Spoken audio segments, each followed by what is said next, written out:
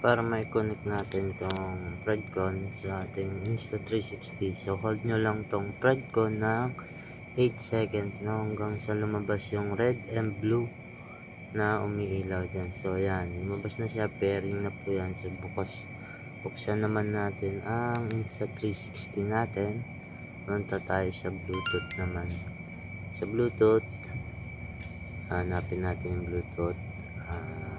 Ito, ayan, Bluetooth.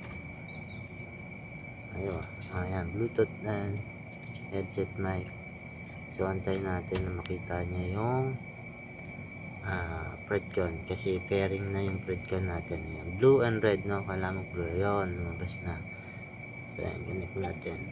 Ayun, connected. So ganun lang po kabilis, kadali mag-connect ng ating mga Threadcon FX sa ating Insta360, ano? So sana nasundan nyo ang aking video, and don't forget to like, share, at ikaw na rin po bala mag-subscribe sa akin. Hello.